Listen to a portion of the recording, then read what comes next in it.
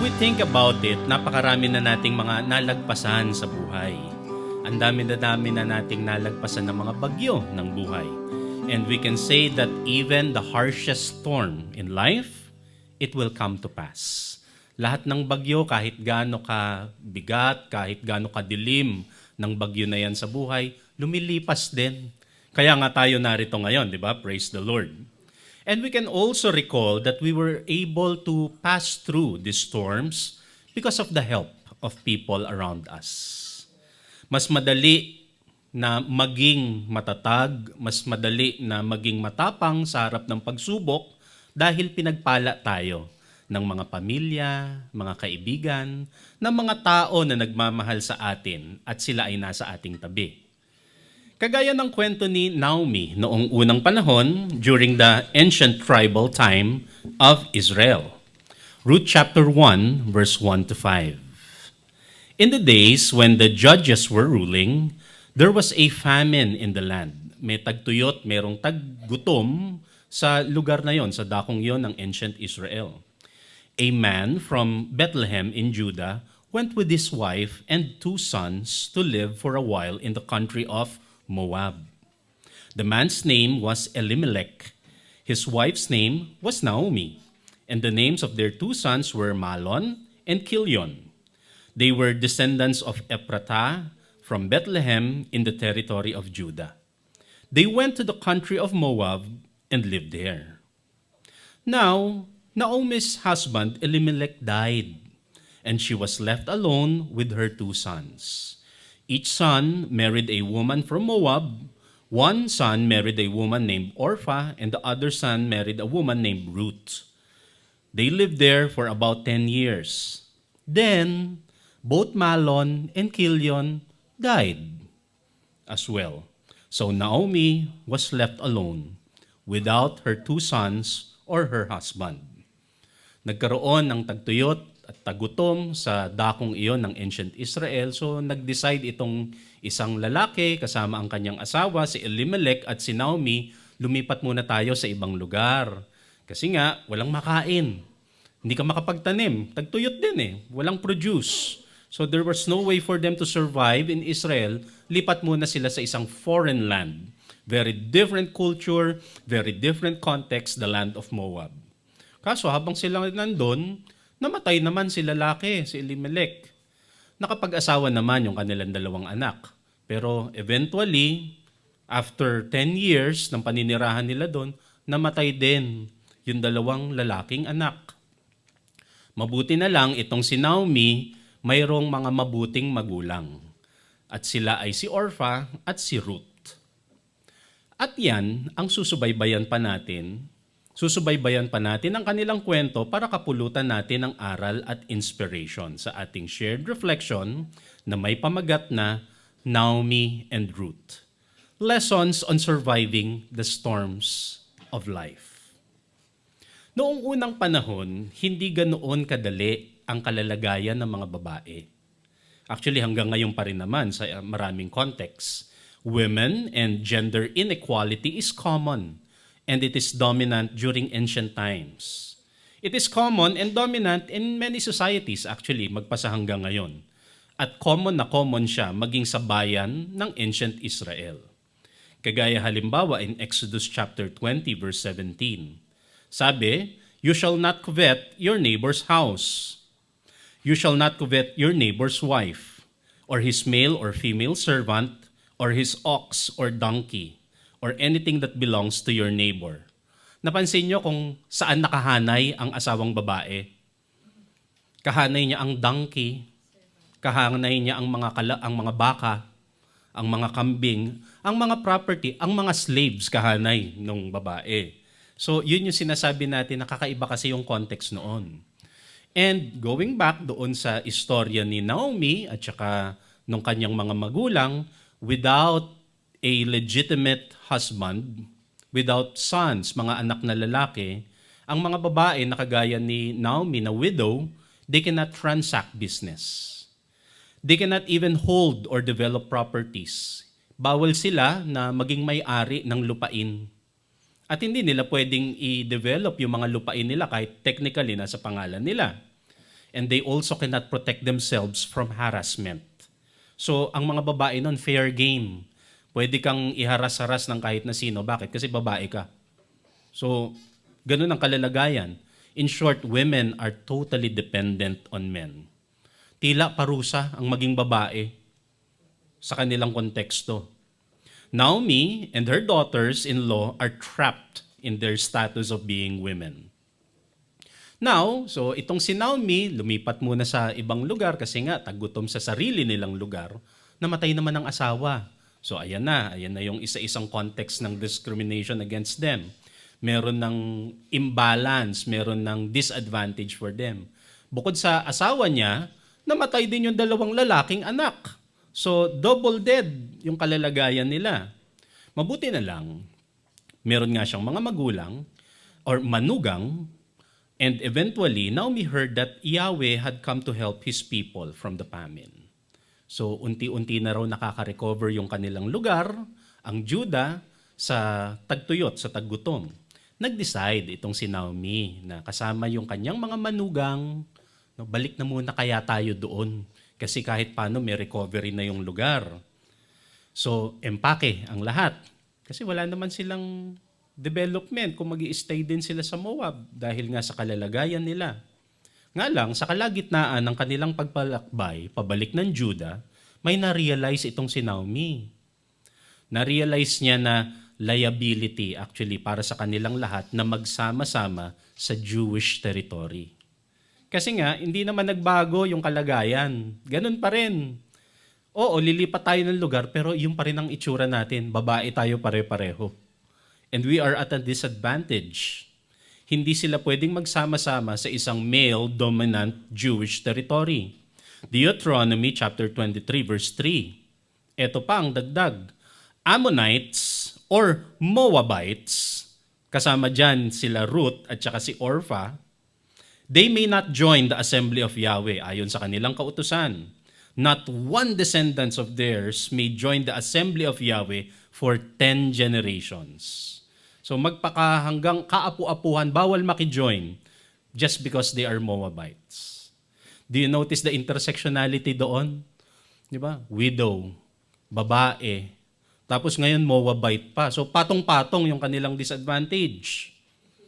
So, they will be target. Magiging target lang sila ng racism, magiging target lang sila ng discrimination against women. Ruth chapter 1 verse 8 to 9. And so, Naomi said to her daughters-in-law, "Go back." Sabi niyang ganon. Go back.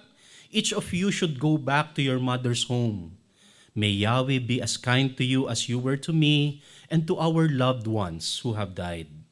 May Yahweh repay each of you so that you may find security in a home without a husband. With special emphasis sa bagay na yon. Mapansin nyo, si Naomi, she is very considerate. She is very kind sa kanyang mga manugang. She is kind and considerate to her daughters-in-law. Si Naomi, she did not hold her daughters-in-law for wrong motives. Kasi pwede niyang, hindi, huwag kayong aalis sa tabi ko. Sinong uutusan ko pagka kailangan mag-igib? Kasi hodang mag-discrimination at magkaroon ng racial attacks dyan. Sino ang maglalaba at magsasampay, matanda na ako. Pwedeng ganun, di ba? Pero hindi yun ang ginawa ni Naomi. Sabi niya, alam nyo, mga bata pa kayo, umuwi na lang kayo sa mga magulang nyo. Di bali na ako, matanda na ako. So, sige na.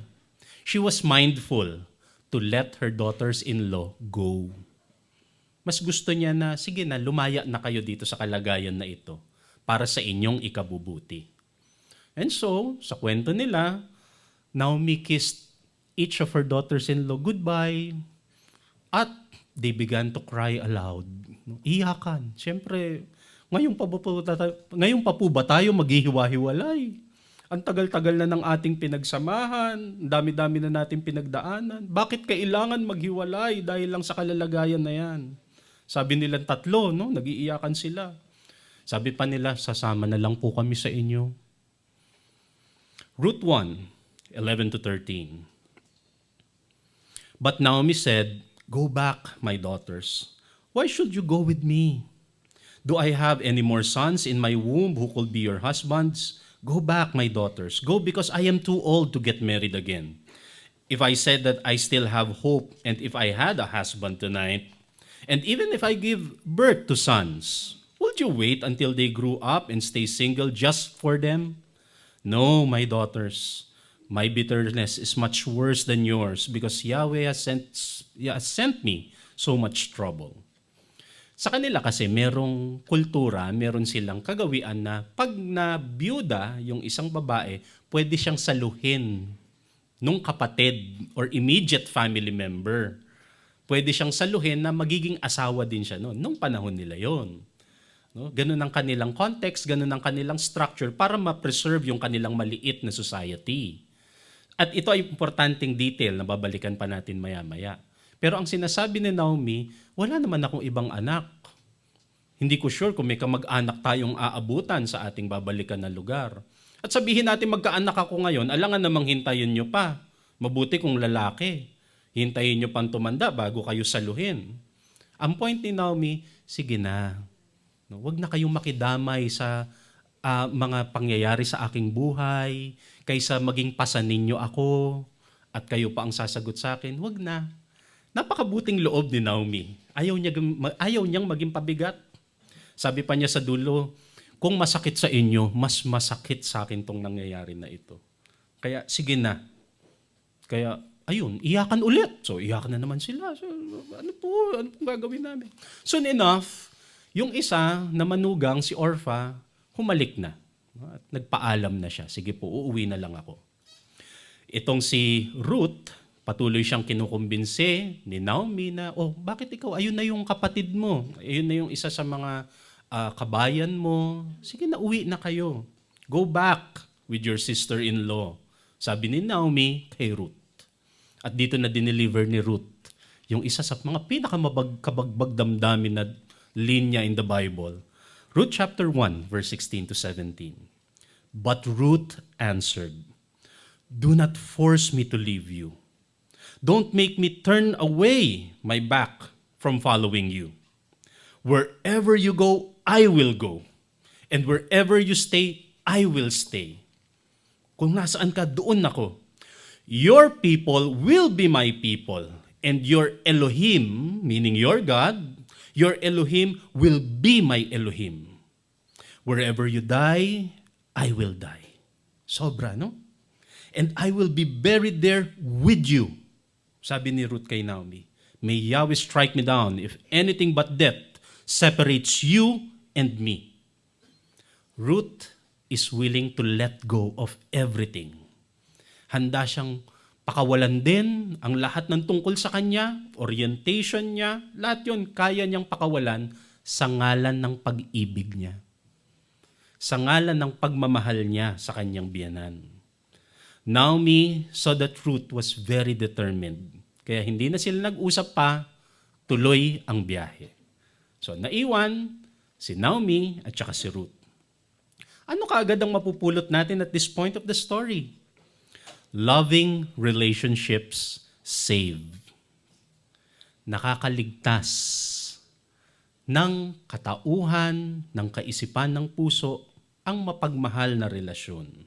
Loving relationships save. Relationships that are good for both sides, yan, nililigtas tayo nun. Mabuti na merong mga ganyang relasyon na mabuti para sa lahat ng tao. Mabuti na may cooperative and mutualistic and not just one-sided na relationship. Kailangan yon. Ruth would not have left Naomi. Hindi iiwan basta-basta ni Ruth si Naomi kung hindi naging mabuting mother-in-law si Naomi. Diba? Kung salbahe siyang mother-in-law, baka ang bilis-bilis niyang iniwan. Kaya para sa atin, even at this point of the story, makikita natin, when you have someone loving you, love them back. Kung merong nagmamahal sa inyo, merong caring person sa inyo, mahalin niyo siya pabalik. Do not be difficult to be with. Do not be difficult to live with. Do not be difficult to love. Yung tipong may nagmamahal na nga sa inyo, ang hirap-hirap mo pang mahalin. Ang hirap-hirap mo pang pakisamahan. Mabuti nga may nagmamahal sa iyo. Para pagdating ng critical moment, Hindi ka basta-basta iniiwan ng mga tao sa paligid mo. Mabuti yon na pag merong nagmamahal sa'yo, mahalin mo rin sila, pahalagahan mo rin sila, para hindi ka naiiwan basta-basta. Alam niyo yung tipong, halimbawa, nandun ka sa eksena ni Naomi, yung, sige na, iwan mo na ako, umalis ka na. Huwag mo na ako intindihin, ako nang bahala. Tapos biglang iniwan ka nga. Alam mo yung ganong, di ba yung ganong tipo, yung, sige na, mauna ka na. Yung tipong self-sacrifice moment, di ba? Mauna ka na, huwag mo na ako intindihin, iwan mo na ako. Iniwan ka nga. Biglang umalis. So sana wag ganun. Diba? Wag ganun. Yung mga taong minamahal mo pabalik, mahihirapan kang iwan. Pagbuhay ang pag-ibig, ang pagmamahalan sa isang relasyon, mahihirapan kayong maghiwa-hiwalay. Kasi inililigtas nyo ang isa't isa sa higit na kapahamakan. So eventually, Naomi and Ruth, they resettled in Judah. So panibagong context, panibagong tirahan. At itong si Ruth, para mabuhay sila, dahil remember, ang kalalagayan ng mga babae nun, hindi naman kagaya ng nangyayari ngayon na pwede mag-business. Si Ruth, para mabuhay silang dalawang magbiyanan, namulot sila ng pagkain. Particularly, namumulot sila ng mga tirang ani sa mga bukirin. Kasi ang mga Israelites din, meron silang ganong kultura na pagka kayo ay aani ng mga harvest, huwag nyo naman sagarin. Hayaan nyo na may malaglag. At pag may nalalaglag na tirang ani, huwag nyo nang pulutin. Leviticus chapter 19 verse 10, do not harvest your vineyard a second time. So huwag nyo nang sagarin. Or pick up fallen grapes. Leave them for poor people and for foreigners. I am Yahweh, your Elohim. Isang araw, sa kanyang pamumulot ng mga tirang ani, napadpad siya, itong si Ruth, sa bukirin ni Boaz. Napansin si Ruth ng may-ari ng lupain, siya si Boaz, at sila ay nagkakilala. Ruth chapter 2, verse 8 to 9, sa pagpapatuloy ng kwento. Boaz said to Ruth, listen, my daughter, don't go in any other field to gather grain, and don't even leave this one. Stay here with my young women. Watch where my men are reaping and follow the young women in that field. I have ordered my young men not to touch you. When you're thirsty, go to the jars and drink of the water that the young men have drawn. O anak, sabi niyang ganon, sabi nitong Boaz, huwag ka nang umalis dito. Dito ka na lang magstay full time sa iyong pamumulot ng mga tirang ani. Nagbigay na ako ng instruction na walang gagalaw sa'yo. Imagine kung hindi mag-i-instruction ng isang lalaki, gagalawin talaga siya. Kasi nga ganun nung unang panahon. Diba? So, may instruction. Pag nauuhaw ka, uminom ka dyan, gamitin mo kung ano yung nakikita mong resources dyan. Ganun ang instruction ni Boaz. May special favor. Sabi nga nila, may pagtingin. Ruth chapter 2, verse 10. Ruth immediately bowed down to the ground and said to Boaz, why? Why? Why are you so helpful? Why are you paying attention to me? I am only a foreigner. Alam ni Ruth yung kanyang katatayuan. Alam niya ang kanyang lugar sa society na yon. And this is the interesting part. Chapter 2, verse 11 to 12 of Ruth, Boaz answered her, people have told me about everything you have done for your mother-in-law after your husband died. They told me how you left your father and mother and the country you were born, where you were born. They also told me how you came to people that you did not know before. So, sabi ni Boaz, alam mo kasi ang totoo, maraming nagkikwento tungkol sa'yo. Alam ng lahat yung kwento ng kabutihan mo sa iyong mother-in-law. Kalat na kalat ang kwento na iniwan mo raw ang lahat, alang-alang sa pag-ibig mo sa kanya. And take note, Ruth did not do this for religion. Ruth did not do this for the race, the nation of Israel. Ruth did all of this for Naomi, for her love, para sa pag-ibig niya doon sa kanyang mother-in-law. Verse 12, sabi pa ni Boaz, may Yahweh reward you for what you have done. Pagpalain ka ng Diyos dyan dahil alam ng lahat yung ginagawa mo.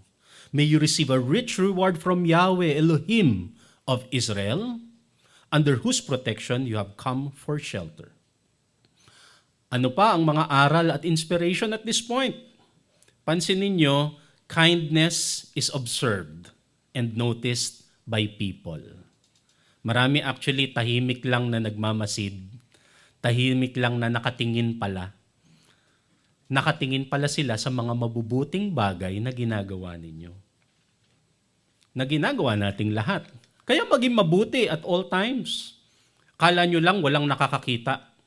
Kala nyo lang wala, pero meron. Sabi nga ganun. Meron at merong nakaka-observe. And more importantly, kindness is observed and noticed by God. Napapansin ng Diyos, nasa mata ng Diyos yung kabutihang ginagawa natin. And God will always balance the blessing for kind people. Lagi niyang ididirect ang lahat ng pagpapala doon sa gumagawa ng kabutihan. And for us, we should never forget the kindness of people. Yan din yung isang malinaw na aral sa atin. Kapag mayroong naging mabuti sa atin, ginawa tayo ng kabutihan, dinagdagan tayo ng liwanag, inspiration, or any kind of kindness sa ating buhay, never forget them. That is the rule of heaven. Dapat laging naroon yun. Proverbs 11:17, your kindness will reward you, but your cruelty will destroy you. Ang kindness na ipinamahagi, laging may kasamang pagpapala yan. May babalik na pagpapala dyan. And so for us, each one, my friends, my brothers and sisters, continue. Continue being kind and compassionate, or at least start being kind and compassionate to your family, to your community, to your church family, sa inyong mga kapwa. So, maaring hindi nyo na sila karelasyon, hindi nyo sila kaano-ano, pero kapwa yan. So, dapat ginagawa ng goodness. Proverbs 21:21, if you try to be kind and good, you will be blessed. I believe you will be blessed with life and goodness and honor. Ang isa pang makikita natin dito sa part ng story, we have to nurture, we have to take care of relationships. Pangalagaan, kupkupin ng maayos, lalong pahalagahan yung mga relationships natin sa buhay. Nurture and take care of relationships inside the family. Kailangan may pagpapahalaga, lalo na sa mga relasyon sa loob ng pamilya. Kadalasan yun ang taken for granted. Kasi nga araw-araw kayo magkakaharap sa bahay, nakakalimutan nyo na, huy, merong halaga yung ibinibigay na pagmamahal ng asawa, ng anak na araw-araw mong kasama. Relationships inside the home should be beneficial to all members. Dapat merong pagpapahalaga. Ang mga anak, para sa mga magulang, ang mga anak, hindi sila pangtupad ng inyong mga nawalang pangarap sa buhay. No? Kadalasan yun, ang tingin sa mga anak, siya ang tutupad sa nasira kong pangarap mag-artista. So, ganun. So, siya ang tutupad sa hindi ko natupad na pangarap na maging Miss Universe. So, meron silang sariling buhay. Meron silang sariling direksyon. Meron nga ngayong occurrence ng sandwich generation. Narinig nyo na yon, the sandwich generation? Yung mga anak, naipit na sila sa gitna, kaya sandwich. Paano naipit? Naipit sila sa pag-aalaga ng mga magulang nila na nakakatanda, tapos ng mga generation na nakababata sa kanila. So sila yung nag-aalaga ng mga pamangkin, mga apo, ng mga the younger ones. And at the same time, nag-aalaga pa sila ng mga mas matatanda din. So nakasandwich sila. And this is a common experience, especially for women na naiiwan sa bahay. In the same way, ang mga magulang din naman, para sa mga anak, ang mga magulang din naman, hindi sila dapat naiiwan to take care of all the responsibilities. Hindi lang yung mga magulang, yung mga spouses, yung mga breadwinners, hindi sila dapat naiiwan na sila lang ang responsable sa bahay. Everybody should contribute inside the home. That is one clear way to nurture and take care of relationships inside the family.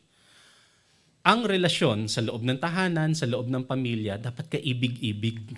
Yung tipong level ni Ruth at saka ni Naomi. Where you are, there I will be. Yung ganon. Hindi tayo maghihiwalay. Ano man ang mangyari. Ganon siya. We also need to preserve and nurture relationships between friends. We have to nurture friendships. We have to nurture acquaintances. Mahalaga na marunong makipagkapwa-tao. Isa yan sa mga essential skill in life. Yung kahit nasaan ka, marunong kang gumawa ng bagong kaibigan. Yung kinagigiliwan ka kahit nasaan ka. Oo, importante na marunong ka mag-math, mag-add, mag-divide, mag-multiply. Alam mo ang square root of 2,353. Mga importanteng skill yan. Pero alam nyo ang isa pang importanteng skill sa buhay, kailangan marunong kang makibagay. Marunong kang makipagkapwa-tao. Skill yon. Hindi ka gigising isang araw na meron ka na nun. So kailangan dinedevelop din natin yon.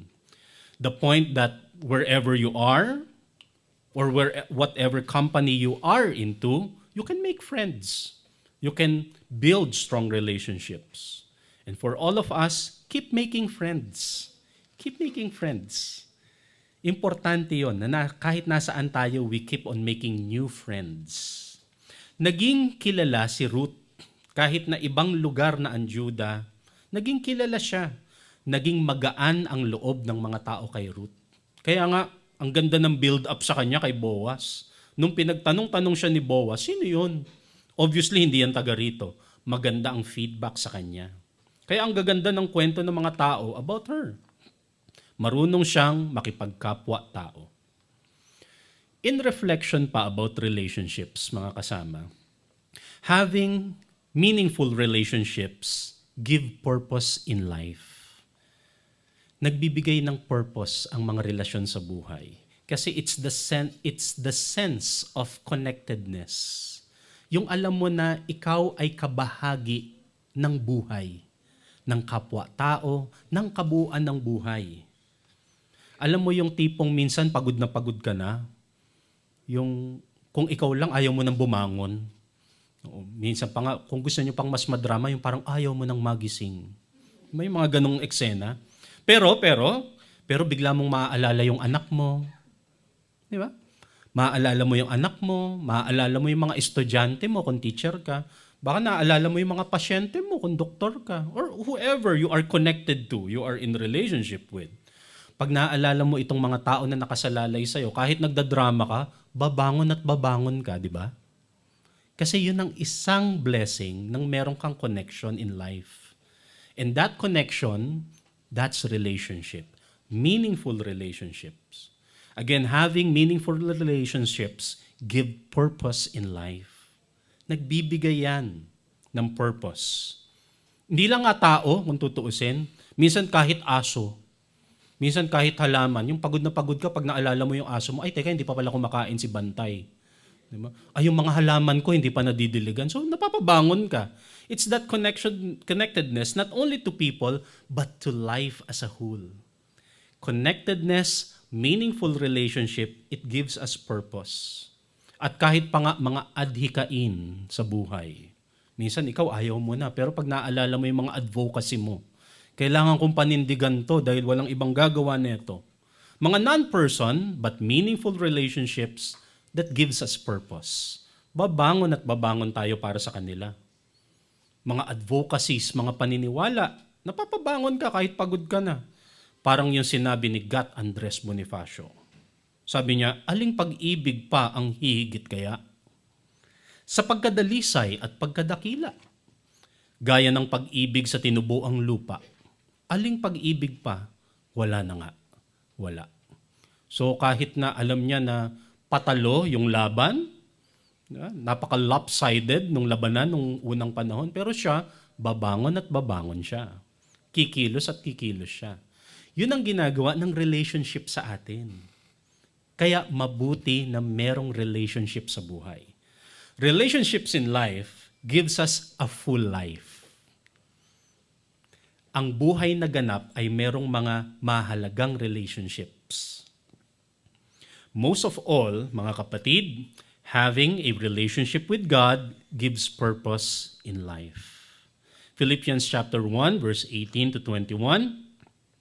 Sabi ni Apostle Paul, "Yes, and I will continue to rejoice. He will rejoice thou.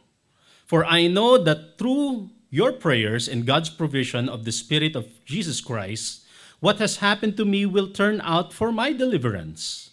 I eagerly expect and hope that I will in no way be ashamed, but will have sufficient courage, so that now as always, Christ will be exalted in my body, whether by life or by death. For me, to live is Christ, and to die is gain." So, ganun ang tamang pagbasa niya. Hindi suicidal si Paul nung moment na ito. Hindi siya malungkot. No? Kasi usually binabasa ito pag malulungkot yung tao, to live is Christ, to die is gain. So, mabuti na lang mamatay na, yung ganun ang feeling. No, that's wrong. Sabi nga ni Paul, I rejoice. Kasi babangon ako, sabi niyang ganun. Babangon ako kasi may purpose ako. I feel this connectedness to my belief and to all the people who believes with me. Kaya sa akin, to live is Christ talaga, sabi niyang ganun.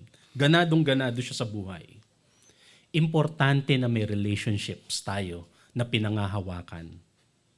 So ano na nangyari kay Naomi at kay Ruth? Interesado pa ba kayo sa kwento? Pwede na tayo mag-close in prayer kung gusto nyo. So itong si Ruth at saka si Naomi, nagpatuloy sa kanilang ganong setup muna ng pamumuhay. Eventually, after an elaborate introduction to each one na hindi na natin i-discuss ngayon, but after an elaborate introduction to each one, nalaman nila na may connection pala yung kanilang lahi between Naomi and Boaz. And remember kanina, di ba yun yung sinabi natin, na buti kung magkakaanak pa ako, sabi ni Naomi, para pwedeng may sumalo sa'yo. Dahil na-establish nila na relative sila in some way, pwedeng saluhin ni Boaz itong si Ruth. So, yung pagtingin na sinasabi natin kanina, pwede pala. No? So, pwedeng may pagtingin. Ruth chapter 3, verse 10 to 13. All in all, Boaz took Ruth home. Naging sila, in short. No? Naging sila, and she became his wife. He slept with her, and Yahweh gave her the ability to become pregnant. Hindi lang naging sila, nagkaanak pa. So she gave birth to a son. The women said to Naomi, "Praise Yahweh, who has remembered today to give you someone who will take care of you. The child's name will be famous in Israel. He will bring you a new life and support you in your old age."